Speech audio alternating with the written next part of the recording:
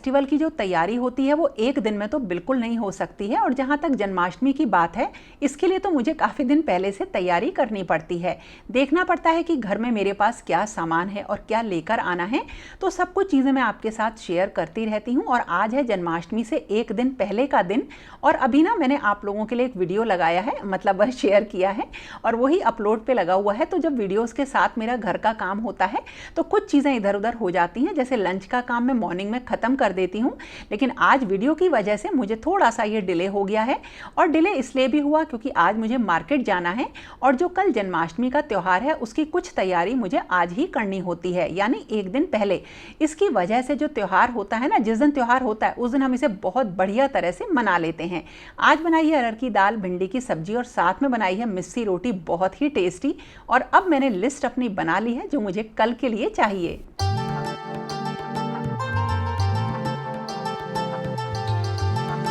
और अब मैं जा रही हूँ कल के लिए, जन्माष्टमी के लिए कुछ सामान है जो लास्ट मोमेंट पे आता है, जिसमें फूल हैं और मालाएं हैं, वो लेने के लिए।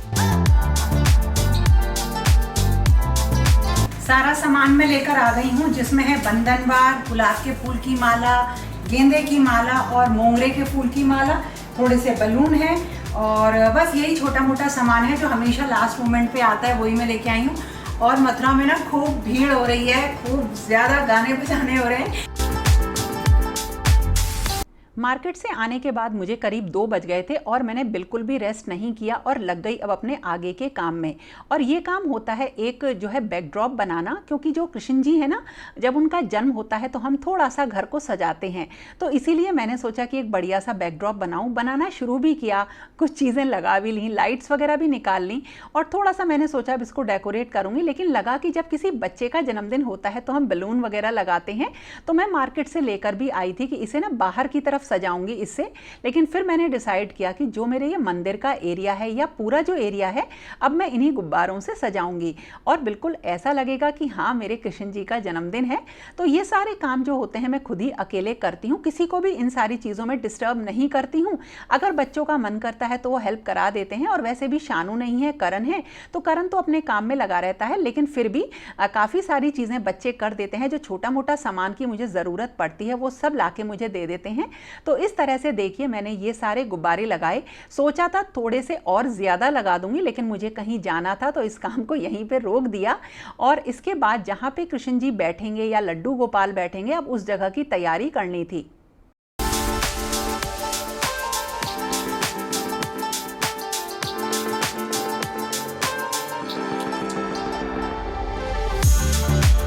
और अब बारी आई थोड़ी सी झांकी सजाने की और उस जगह को सजाने की जहाँ पे लड्डू गोपाल जो हैं बैठेंगे या पूरे दिन उनकी पूजा होगी। तो जो भी छोटी मोटी चीज़ें होती हैं मेरे पास, मटकी हुई या छोटे से खिलौने हुए, जो कि मेरे पास रखे ही रहते हैं, और जैसे ही त्यौहार चला जाता है मैं इनको संभाल के फिर से रख देती हूँ। तो कुछ चीज़ें तो इसमें मैंने DIY करी हुई हैं और कुछ चीज़ें मेरे पास रखी होती हैं। और इस तरह से मैंने ये एक जगह ये बना ली है और ये लगभग मेरी कंप्लीट हो गई है। और इसी के साथ साथ अब रात हो गई थी, तो मैंने इसमें चाहती तो और भी बहुत कुछ मेरा करने का मन था, लेकिन हमें उतना करना चाहिए जितना हमें समय मिले। तो रात को ये बर्तन वगैरह भी वॉश करके मैंने रख दिए।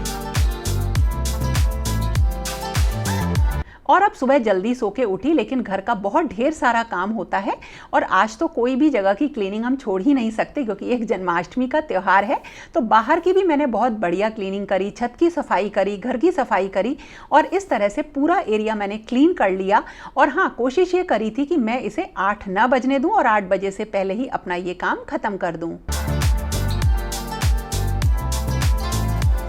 और आज निकाला अपना ये एक नया सूट, जो कि मैंने काफ़ी दिन पहले मंगाया था और सोचा था तीज वगैरह के आसपास पहन लूँगी। ग्रीन कलर का है, लेकिन कलर थोड़ा सा डार्क लगा। आज निकाला, बहुत सुंदर ये सूट मुझे पहनने के बाद लगा, बहुत ही प्यारा है, ग्लेस कॉटन का है। ये मैंने मिंत्रा से मंगाया था। तो इन सारे इस तरीके के जो आपके सूट वगैरह होते हैं या ड्रेसेस होती हैं, तो ऐसे ही पहनने चाहिए, खासकर फेस्टिवल पर, ताकि आप पूरा दिन कंफर्टेबल रहें। और अब शुरू हो गई मेरी पूजा की तैयारी। तो ये कुछ फ्रेश फ्लावर्स हैं जिनसे कि मैं भगवान के आसपास का एरिया थोड़ा सा और डेकोरेट कर दूंगी।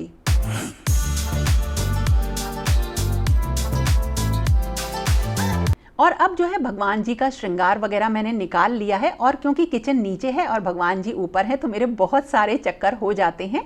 और अब जो स्नान की बारी आई तो मैंने यमुना जी का जल लेकर मैं आई थी, उससे भगवान जी का मैं स्नान कराऊंगी और जो नॉर्मल पानी होता है, जल होता है, उससे, और उसके बाद उनका श्रृंगार करूंगी। तो ये जो पहली पूजा होती है ये इसी तरह की होती है कि सुबह हमें भगवान जी को उठा के उन्हें स्नान करा के उनका एक बढ़िया श्रृंगार कराना होता है।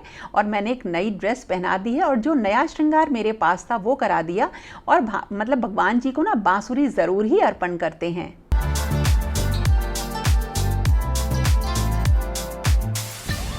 और अब मेरे जो बड़े वाले श्री कृष्ण भगवान हैं उनकी मुझे जो है पूरी पोशाक वगैरह चेंज करनी थी। तो उनको लिए मैं ना ये मतलब पिछले साल शायद मैं नवरात्रों से पहले लेकर आई थी। इस तरह के कुछ मुकुट में लगाने के मोर पंख होते हैं, इनसे बड़ा ही सुंदर मुकुट का जो है मुकुट सज जाता है, क्योंकि जब हमारी निगाह जाती है तो भगवान के चेहरे की तरफ जाती है और वो हमें और भव्य लगता है अगर हम उनको बहुत अच्छी तरीके से उनका श्रृंगार करते हैं। तो इसलिए मैंने ये देखिए कितना सुंदर बना लिया है।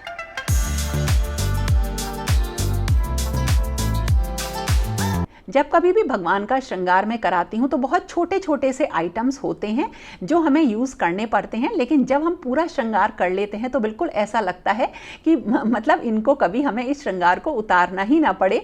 मतलब अगर भगवान जी सोएं तो मुझे ऐसा लगता है ये इसी में ही सो जाएं, बिल्कुल हटाने का मन नहीं करता।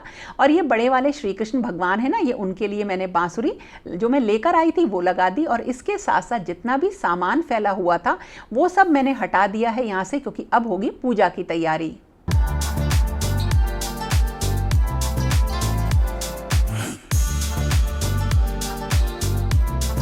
और पूजा के लिए जो मैं नॉर्मली जलाती हूँ भगवान जी के पास, वो एक अखंड दीपक रहता है जो कि पूरे दिन तब तक जलेगा जब तक कि भगवान का रात को जन्म ना हो जाए। इसके साथ साथ सुबह के जो भोग होते हैं उसमें माखन और मिश्री होता है। इस मक्खन में मैंने रात को केसर का दूध मिला के रख दिया था, जिससे हल्का सा ये पीला हो जाता है, और उसमें केसर जो है मिश्री पीस के डाल दी थी, और अब ऊपर से मैंने मिश्री वगैरह डाल के ये भोग तैयार कर लिया है। और इसके साथ साथ बहुत सारे मैंने फल रखे हैं भगवान के पास, और अब जा रही हूं मैं पूजा करने। और हाँ, आप लोग कहते हो कि जो भगवान का भोग होता है उसमें तुलसी दल मैं नहीं डालती हूँ।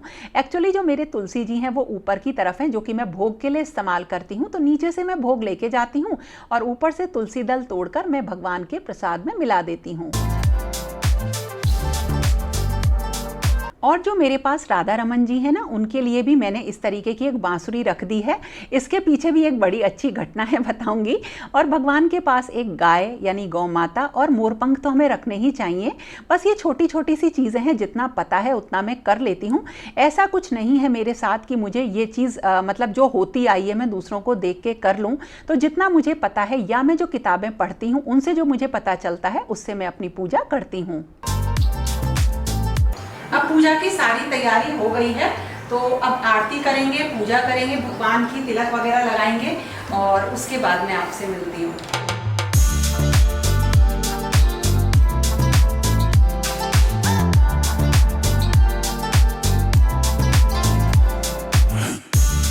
जिस दिन भी कोई शुभ दिन हो, कोई त्योहार हो, या आप जिस दिन व्रत रखते हो उस दिन घर में थोड़ी सी बंधनवार लगाना, कुछ शुभ चिन्ह बनाना बहुत ही पवित्र या शुभ माना जाता है।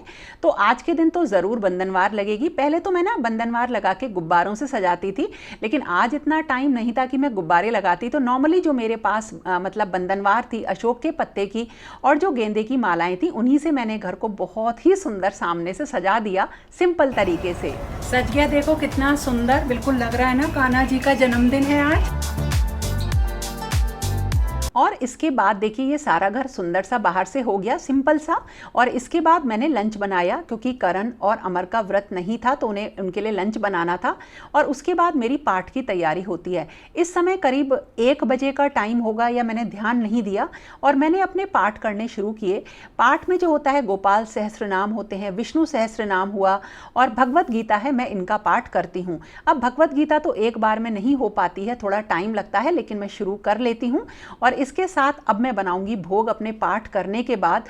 तो सबसे पहले तो मेरे पास जो पाग थे ना, मैं उनका भोग लगाऊंगी। तो मैंने पाग बनाए थे अभी 2-3 दिन पहले, तो वो तो बांके बिहारी जी मंदिर में मैंने दे आई हूँ ताकि जब उनका जन्म हो तो उनको भोग लगे। लेकिन उसी के साथ साथ मैंने एक थाली अलग से बनाई थी अपने लड्डू गोपाल के भोग के लिए। तो दोपहर में जो दूसरा भोग लगा वो मैंने पाग का लगाया है। और अब मैंने शुरू करी लड्डू बनाने की तैयारी, जो खोए और पनीर के मैं बनाऊंगी। बहुत ही आसान है और बहुत टेस्टी लगते हैं। आप लोगों के साथ मैंने शेयर करे थे।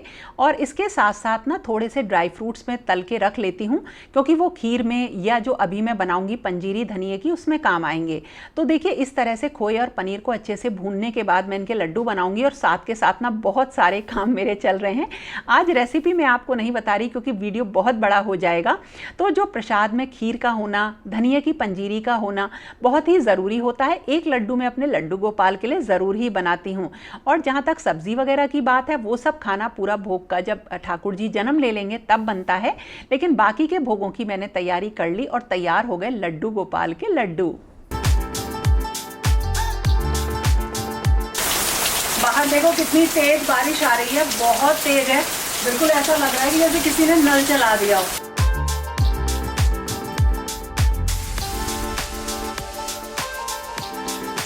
दिन में जितने भोग लगते हैं वो तो फलारी भोग होते हैं, लेकिन जब ठाकुर जी जन्म ले लेते हैं तो उसके बाद जो मैं भोग बनाती हूँ उसकी पूरी एक थाली बनाती हूँ, जिसमें खीर बनाई है मैंने। और पंजीरी जो होती है धनिये की, उससे हम अपना व्रत खोलते हैं। तो इस तरह से जो भोग की थाली की सारी तैयारी होती है वो भी मैं अब मतलब शाम को ही करके रख देती हूँ। और अब मैं बनाऊँगी सब्जी, जो कि आलू की और अरवी की होगी।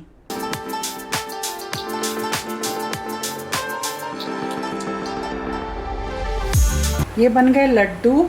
एक सब्जी मैंने ये बना दी है अरबी की, और ये है खीर, पंजीरी, और ये बन गई एक सब्जी। और सारा खाना जो है ना रेडी हो गया है। और अब मैं ना यहाँ पे जो पंचामृत जिससे कि उनका अभिषेक होगा रात में, उसकी तैयारी कर दी है। और निकालूंगी तो सभी सामान सब करके रख दिया है, यानी किचन का सारा काम हो गया। और आज मैंने पूड़ी भी बना के रख दी है। और अब हम शाम को, यानी कि थोड़ा सा जब दोनों पहर मिलते हैं, शाम को 7 साढ़े 7 बजे, तो मैंने ठाकुर जी के जन्म की तैयारी करनी शुरू कर दी। तो उसके लिए जो भी उनका श्रृंगार होता है वो हम उतार लेते हैं। और फिर ठाकुर जी को खीरे के साथ हम जो है रखते हैं किसी भी बर्तन में फूलों से ढक कर, और हम उनका जन्म कराते हैं रात को 12 बजे। तो ये एक विधि है जिस तरह से हमेशा से मैं कराती आ रही हूँ। अब लेकिन ठाकुर जी जो हैं, लड्डू गोपाल जो हैं, वो बड़े हैं, तो खीरे के अंदर नहीं आते, तो खीरे के मैं साइड में रख देती हूँ। वरना अगर छोटे लड्डू गोपाल होते हैं तो हम खीरे का थोड़ा सा हिस्सा काट के और अंदर से खाली जगह बना के उसमें रखते हैं, और फिर उनका रात को 12 बजे जन्म कराते हैं।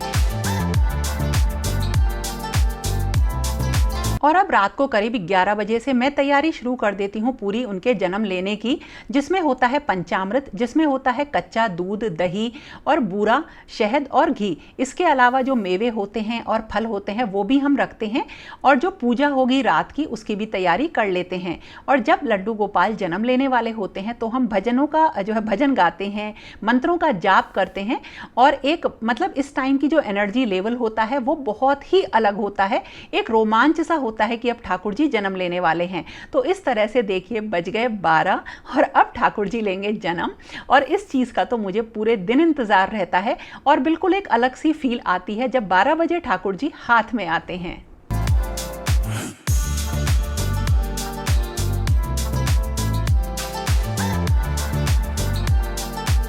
और अब रात को करा जाता है उनका अभिषेक, और जिसमें कि घर में सब लोग मिलके करते हैं। लेकिन करण सो गया था, वो बहुत थका हुआ था, तो अमर ने और मैंने मिलकर किया अभिषेक ठाकुर जी का। और इसके बाद उनको जो है जल से स्नान कराते हैं, उनका पूरा श्रृंगार करते हैं और आरती करते हैं इस टाइम। और श्रृंगार ऐसा होना चाहिए कि मन को मोह ले। मेरा बड़ा मन लगता है, हालांकि इस टाइम तक हम काफ़ी थक जाते हैं, व्रत होता है, लेकिन उसके साथ साथ ठाकुर जी की भोग की थाली बनती है। और आरती करने के बाद और उनके कुछ मंत्रों का जाप करने के बाद मैं उनको झूला भी झुलाती हूँ। और इसी तरह से ना बड़ा ही खुशी खुशी और बहुत ही मुस्कुराते हुए हंसते हुए मेरा जन्माष्टमी का पूरा दिन बीतता है। 1 मिनट भी सांस लेने की भी फुर्सत नहीं मिलती है, लेकिन बहुत ही अच्छा लगता है। तो दोस्तों ये था मेरा आज का वीडियो, आपको कैसा लगा ज़रूर बताना। और देखो, अगर आपको पसंद आती ना कोई चीज़ तो लाइक ज़रूर किया करो। आप लोगों ने कैसी मनाई जन्माष्टमी वो भी कमेंट सेक्शन में ज़रूर बताना। तो दोस्तों फिर मिलेंगे एक नए और इंटरेस्टिंग वीडियो के साथ आगे। तब तक के लिए okay friends, thank you and bye bye.